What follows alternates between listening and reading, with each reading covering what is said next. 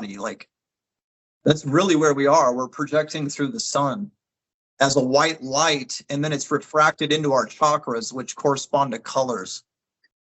But so you want to just envision a white light, and you can get creative and just envision it as like a pure, higher frequency plasma or white light. That's what I do. Okay.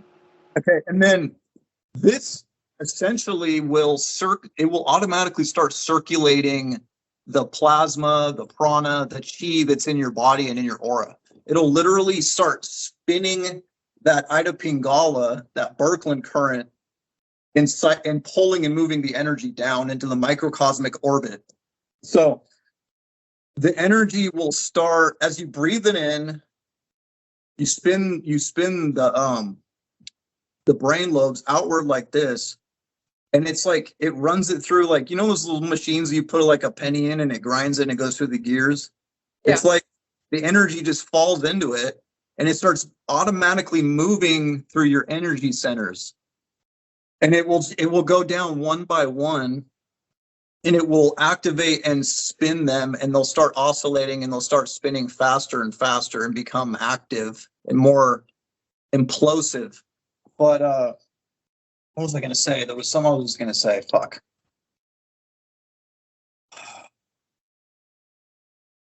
So essentially, this is what I'd say.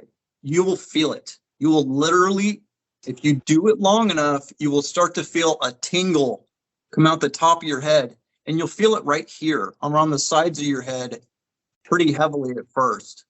And this is what's crazy. It's literally right here. See where my gray is? Oh, yeah. Yeah, because it spins down like this. It goes like that. And a lot of people, they say you hold stress right here. So that's why you go gray first. I think because I didn't really fully start cycling this energy until this year, February. And I started going gray in 2020. So I'm sure it has something to do with premature aging and all that, not having this energy active and flowing. But so essentially that's a way to get started right there, is envisioning the spinning outward. And then after a while, you won't have to envision them spinning outward. You'll just do it, because the more I did it, the literal template of the light body inflated with energy, and I could feel it like a separate organ, as the same way I can feel my muscles or my blood. You know what I mean? Like, so then it was like second nature to me. It's like, okay, I'm going to move this part of my light body now. And I just feel it like a muscle and can move it. It's crazy. It's really crazy. But is it like around your body? Yeah. And inside. Okay. So what we're talking about right here is basically inside. So and outside, really. I mean, it spins outward like this, the whole torus around your body, and basically goes from the ground up into your crown, and from the cosmos down into your crown, and like goes like this. But it like twists and then it implodes out and spins around the edges outside. But I don't ever really focus on any of that shit. To me, that's not really important. Like, a lot of people are like, what about the tetrahedrons and the Merkaba? What I focus on is the inside, like the motor, the guts of it.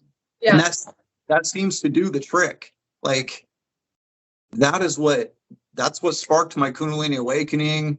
But essentially, let's go back. So you envision with your conscious breathing and try to use your diaphragm. Just envision like a ball or a stream of white light. Pull it in with your inhales, okay, and follow it with your mind's eye. You have to follow it, and it helps keep your eyes closed. You follow it with your inhalation down to your belly, full belly breath, okay? And then with your exhale and your diaphragm, push it down from your belly down to your groin and like out your feet, okay? And this right here is what's going to bring your chakras back from the dead, back to life, essentially. And this took me years of doing that off and on. Like, I wasn't very consistent at it. And then I also had to learn like the proper techniques to do it. But you got to basically spark them to life at first. And then the blueprint of your torus or your light body will automatically start filling out. It's pretty crazy. It becomes more coherent. It's like it takes in the plasma and gets inflated. And then you'll start to actually feel it around you. You'll feel like this, it's like a static charge kind of that's always there. It's really interesting. Like, for example, when I would inflate my light body on my bed, my eyes would close, I'd be in a meditative state. I could feel my cat walking in. Like, he entered my aura and I felt it. And then he jumped on my bed and it was like almost too much. It like jolted me. It was just like, oh my God. I mean, you lay think down horizontally when you're doing this? Yeah, I lay prone. So Okay. there's no way in hell. I mean, it would have been so much harder if I actually did the whole cliche lotus position thing. Yeah. Because it literally takes hours. Okay. And the thing is you want to be completely relaxed. You Okay. know what I mean? So you got to make sure you take a piss beforehand, get rid of your bowels. Like, you just want to be as comfortable as possible. But I will say that gravity helps, magnetism helps. So facing north is what I do. Some people say you got to face east or whatever, but Like I found your head is pointing north? when I'm laying down, it's facing north. Your head is like, okay, north, south. Yeah. I Okay. align with the torus of the planet, basically. And some people be like, no, you're supposed to lay east for when the sun rises or whatever. But I've done both, and I've just found that north works the best. Okay. So Yeah, my bed is east-west, so maybe I'll move it. You can do both and just see what happens. But I sleep better east-west because I feel like it's too intense for me north-south. But to do this, I'll probably want to lay north-south. well, fuck, if that's too intense, get ready to be way more too intense. Because do you do eye focus? Like, I know in Kundalini we like close our eyes and put them here. I mean, there's different eye focuses, but this is supposed to put pressure on your pituitary gland. Do you do anything, or do you just relax your eyes while you're doing this?